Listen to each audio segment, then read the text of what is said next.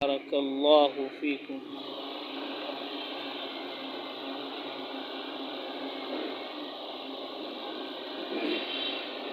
الحمدللہ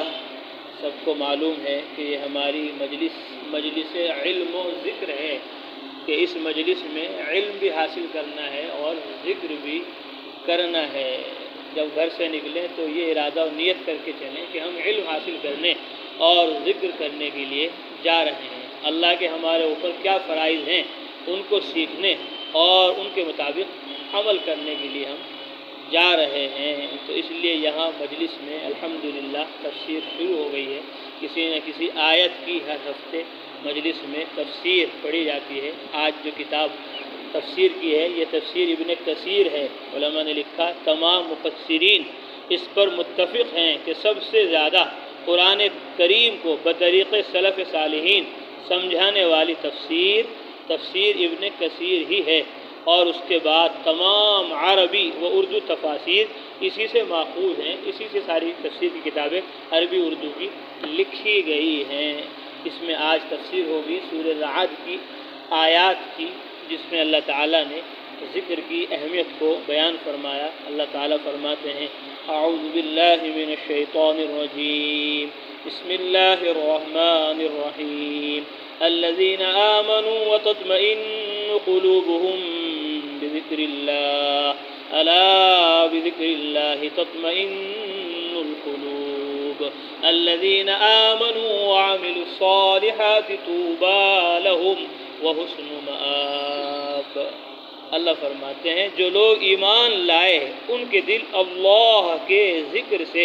اطمینان حاصل کرتے ہیں۔ یاد رکھو اللہ کے ذکر سے ہی دلوں کو تسلی حاصل ہوتی ہے۔ جو لوگ ایمان لائے اور جنہوں نے نیک کام بھی کیے ان کے لیے خوشحالی ہے اور بہترین ٹھکانہ ہے۔ طوبہ کے معنی خوشحالی ہے، اور طوبہ کے ایک معنی اور ہیں جس کو تفصیل سے علامہ ابن کثیر نے یہاں بیان کیا۔ میں بہت جلدی پڑھوں گا، تمام توجہ کے ساتھ دھیان سے سنیں۔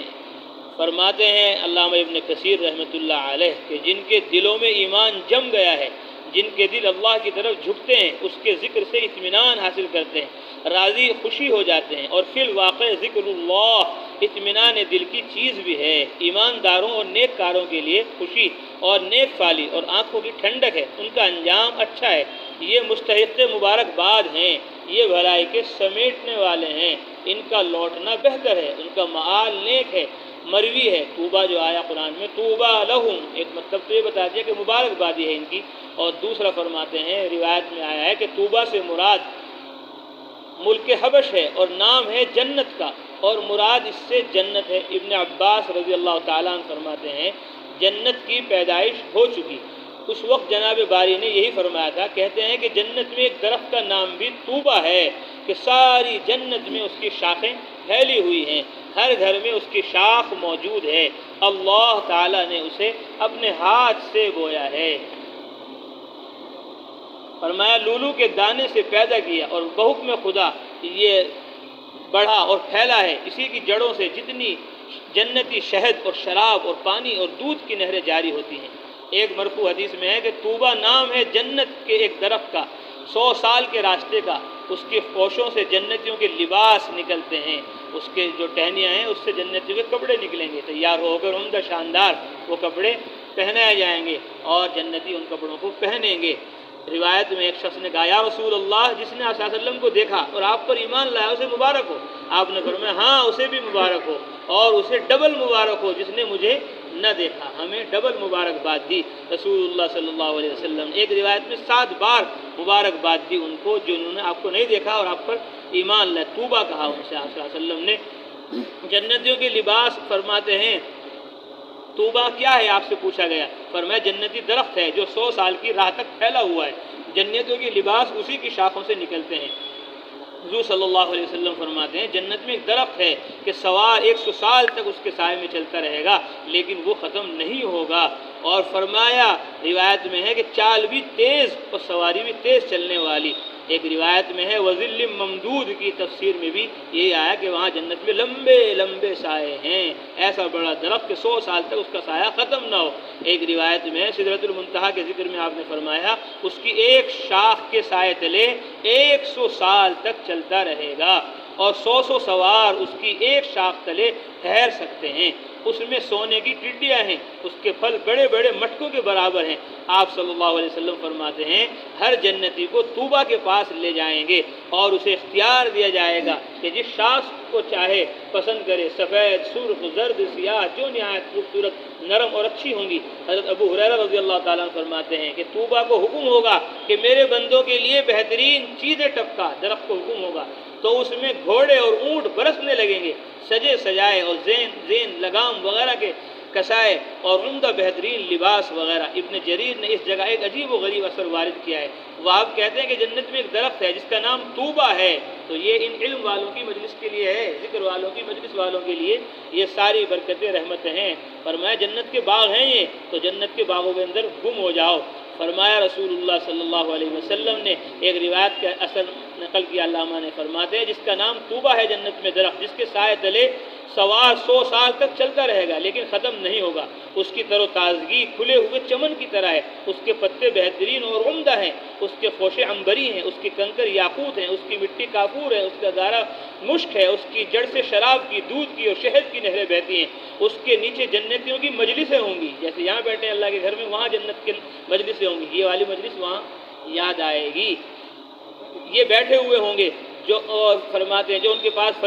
پاس فرشتے اونٹنیاں لے کر آئیں گے جن کی زنجیریں سونے کی ہوں گی، جن کے چہرے چراغ جیسے چمکتے ہوئے ہوں گے، بال ریشم جیسے نرم ہوں گے، جن پر یاقوت جیسے پالان ہوں گے، جن پر سونا جڑا ہوا ہوگا، جن پر ریشمی جھولے ہوں گی۔ وہ اونٹنیاں ان کے سامنے پیش کریں گے اور کہیں گے کہ سواریاں تمہیں بھجوائی گئی ہیں اور دربار خدا میں تمہارا بلاوا ہے۔ یہ ان پر سوار ہوں گے، وہ پرندوں کی رفتار سے بھی تیز رفتار ہوں گی۔ جنتی ایک دوسرے سے مل کر چلیں گے، اونٹنیوں کے کان سے کان بھی نہ ملیں گے، پوری فرمانبرداری کے ساتھ چلیں گے۔ راستے میں جو درخت آئیں گے وہ خود بخود ہٹ جائیں گے کہ کسی کو اپنے ساتھی سے الگ نہ ہونا پڑے۔ یوں ہی رحمان الرحیم خدا کے پاس پہنچیں گے، خدا تعالیٰ اپنے چہرے سے پردہ ہٹائے گا، یہ اپنے رب کے منہ کو دیکھیں گے اور کہیں گے اللہم انت السلام و الیک السلام وحق لک الجلال والاکرام۔ ان کے جواب میں اللہ تعالیٰ رب العزت فرمائے گئے انا السلام و منی السلام، تم پر میری رحمت ثابت ہو چکی اور محبت بھی میرے ان بندوں کو مرحبا ہو جو بن دیکھے مجھ سے ڈرتے رہے، میری فرمانبرداری کرتے رہے۔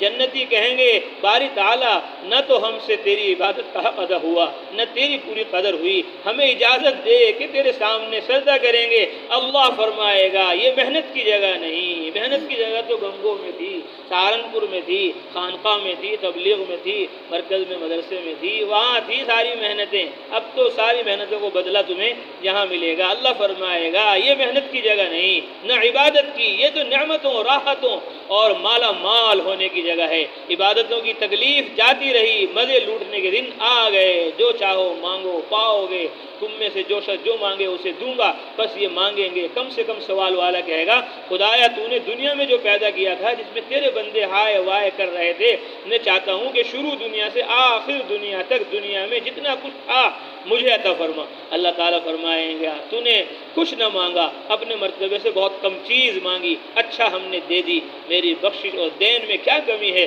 پھر فرمائے گا جن چیزوں تک میرے ان بندوں کے خیالات کی رسائی بھی نہیں وہ انہیں دو، چنانچہ دی جائیں گی یہاں تک کہ ان کی خواہشیں پوری ہو جائیں گی۔ ان چیزوں میں جو انہیں یہاں ملیں گی تیز رو گھوڑے ہوں گے، ہر چار پر یاقوتی تخت ہوگا، ہر تخت پر سونے کا ایک ڈیرا ہوگا، ہر ڈیرے میں جنتی فرش ہوگا جن پر بڑی بڑی آنکھوں والی دو حوریں ہوں گی جو 2 حلے پہنے ہوئے ہوں گی، جن میں جنت کے تمام رنگ ہوں گے اور تمام خوشبوئیں ان خیموں کے باہر سے ان کے چہرے ایسے چمکتے ہوں گے گویا وہ باہر بیٹھی ہیں۔ ان کی پنڈلی کے اندر کا گودا باہر سے نظر آ رہا ہوگا جیسے سرخ یاقوت میں ڈورا پرو دیا گیا ہو اور وہ اوپر سے نظر آ رہا ہو۔ ہر ایک دوسرے پر اپنی فضیلت ایسی جانتی ہوگی جیسی فضیلت سورج کی پتھر پر، اسی طرح جنتی کی نگاہ میں بھی دونوں ایسی ہوں گی۔ یہ ان کے پاس جائے گا اور ان سے بوس و کنار میں مشغول ہو جائے گا، وہ دونوں اسے دیکھ کر کہیں گے واللہ ہمارے تو خیال میں بھی نہ تھا کہ خدا تم جیسا خاوند ہمیں دے گا۔ اب بحکم خدا اسی طرح صف بندی کے ساتھ سواریوں پر یہ واپس ہوں گے اور اپنی منزلوں گھروں میں پہنچیں گے۔ دیکھو تو صحیح خدائے وہاب نے انہیں کیا کیا نعمتیں عطا فرما رکھی ہیں۔ وہاں بلند درجہ لوگوں میں اونچے اونچے بالا خانوں میں جو نرے موتی کے بنے ہوئے ہوں گے، جن کے دروازے سونے کے ہوں گے، جن کے تخت یاقوت کے ہوں گے، جن کے فرش نرم اور موٹے ریشم کے ہوں گے، جن کے ممبر نور کے ہوں گے، جن کی چمک سورج کی چمک سے بالا تر ہوگی، اعلیٰ علیین میں ان کے محل ہوں گے یاقوت کے بنے ہوئے نورانی، جن کے نور سے آنکھوں کی روشنی جاتی رہے، لیکن خدا تعالیٰ ان کی آنکھیں ایسی نہ کرے گا جو محلات یاقوت سرخ کے ہوں گے، ان میں سبز ریشمی فرش ہوں گے، اور جو زرد یاقوت کے ہوں گے ان کے فرش سرخ مخمل کے ہوں گے، جو زمرد اور سونے کے جڑاؤ کے ہوں گے، ان تختوں کے پائے جواہر کے ہوں گے، ان کی پرچھیں لولو کی ہوں گی، ان کی برج مرجان کے ہوں گے، ان کے پہنچنے سے پہلے خدائی تحفے وہاں پہنچ چکے ہوں گے، سفید یاقوتی گھوڑے غلمان لیے کھڑے ہوں گے جن کا سامان چاندی کا جڑاؤ کا ہوگا، ان کے تخت پر اعلیٰ ریشمی نرم و دبیز فرش بچھے ہوں گے، یہ ان سواریوں پر سوار ہو کر بتکلف جنت میں جائیں گے، دیکھیں گے کہ ان کے گھروں کے پاس نورانی ممبروں پر فرشتے ان کے استقبال کے لیے بیٹھے ہیں، وہ ان کا شاندار استقبال کریں گے، مبارکباد دیں گے، مصافحہ کریں گے، پھر یہ اپنے گھروں میں داخل ہوں گے، انعامات خداوندی وہاں موجود پائیں گے، اپنے محلات کے پاس 2 جنتیں ہری بھری پائیں گے، اور 2 پھلوں پھول جن میں 2 چشمے روانی سے جاری ہوں گے، اور ہر قسم کے جوڑدار میوے ہوں گے، اور خیموں میں پاک دامن بھولی بھالی پردہ نشین حوریں ہوں گی۔ جب یہ وہاں پہنچ کر راحت و آرام میں ہوں گے، اس وقت اللہ رب العزت فرمائے گا، میرے پیارے بندو، تم نے میرے وعدے سچے پائے، کیا تم میرے ثوابوں سے خوش ہو گئے؟ وہ کہیں گے خدایا ہم خوب خوش ہو گئے، بہت ہی رضامند ہیں، دل سے راضی ہیں، کلی کھلی ہوئی ہے، تو بھی ہم سے خوش رہ۔ اللہ تعالیٰ فرمائے گا اگر میری رضامندی نہ ہوتی تو میں اپنے اس مہمان خانے میں تمہیں کیسے داخل ہونے دیتا، اپنے دیدار کیسے دکھاتا، میرے فرشتے تم سے مصافحہ کیوں کرتے؟ تم خوش رہو، بآرام رہو، تمہیں مبارک ہو، تم پھلو پھولو، سکھ چین اٹھاؤ، میرے یہ انعامات گھٹنے اور ختم ہونے والے نہیں ہیں۔ اس وقت وہ کہیں گے خدا ہی کی ذات سزاوار تعریف ہے، اسی کی ذات قابل تعریف ہے جس نے ہم سے غم رنج دور کر دیا اور ایسے مقام پر پہنچا دیا کہ جہاں ہمیں کوئی تکلیف کوئی مشقت نہیں، یہ اسی کا فضل ہے، وہ بڑا ہی بخشنے والا اور قدردان ہے۔ یہ سیاق غریب ہے اور یہ اثر عجیب ہے، ہاں اس کے بعد شواہد بھی موجود ہیں، چنانچہ صحیحین میں ہے کہ اللہ تعالیٰ اس بندے سے جو سب سے آخر میں جنت میں جائے گا فرمائے گا مانگ، وہ مانگتا جائے گا اور کریم دیتا جائے گا یہاں تک کہ اس کا سوال پورا ہو جائے گا، اب اس کے سامنے کوئی خواہش باقی نہیں رہے گی، تو اب اللہ تعالیٰ خود اسے یاد دلائے گا کہ یہ مانگ یہ مانگ یہ مانگ، اور وہ پائے گا، پھر اللہ تعالیٰ فرمائے گا یہ سب میں نے تجھے دیا اور اتنا ہی اور بھی 10 مرتبہ عطا فرمایا، دنیا سے 10 گنا بڑی جنت جو کہتے ہیں۔ صحیح مسلم شریف کی حدیث میں ہے کہ اے میرے بندو، تمہارے اگلے پچھلے انسان جنات سب ایک میدان میں کھڑے ہو جائیں گے اور مجھ سے دعائیں، ایک میدان میں کھڑے ہو جائیں اور مجھ سے دعائیں کریں اور مانگے، میں ہر ایک کے تمام سوالات پورا کر دوں، لیکن میرے ملک میں اتنی بھی کمی نہ آئے گی جتنی کمی سوئی کے سمندر میں ڈبونے سے سمندر کے پانی میں آئے۔ خالد بن معدان کہتے ہیں کہ جنت کے ایک درخت کا نام طوبہ ہے، اس میں تھن ہیں جن سے جنتیوں کے بچے دودھ پیتے ہیں، کچے گرے ہوئے بچے جنت کی نہروں میں ہیں، کچے گرے ہوئے بچے جنت کی نہروں میں ہیں، حمل ساقط ہو گیا، بچہ مر گیا تو وہ بھی جنت کی نہروں میں ہیں قیامت کے قائم ہونے تک، پھر 40 سال کے بن کر اپنے ماں باپ کے ساتھ جنت میں رہیں گے۔ تو یہ مجلس علم و ذکر جنت کے لیے ہے، یہ مجلس علم و ذکر جہنم سے دوزخ سے بچنے کے لیے ہے۔ اور کتنی پیاری بات حضرت محمد صلی اللہ علیہ وسلم نے ارشاد فرمائی، من سلک طریقا یلتمس فیہ علما سہل اللہ له به طریقا الی الجنہ، کہ جو آدمی کسی راہ کو اختیار کرتا ہے، خانپور سے گنگو آتا ہے اور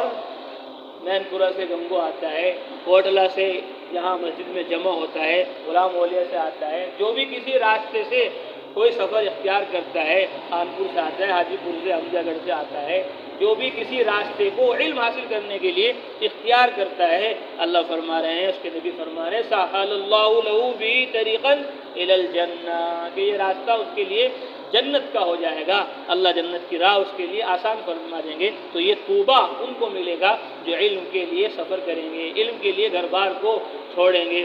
راحت و آرام کو قربان کریں گے۔ تو یہ پیاری بات علم کی ہو گئی۔ اور دوسری بات اللہ کے نبی نے فرمایا کہ سب سے زیادہ اللہ کے عذاب سے نجات دینے والی چیز وہ اللہ کا ذکر ہے، وہ اللہ تبارک و تعالیٰ کا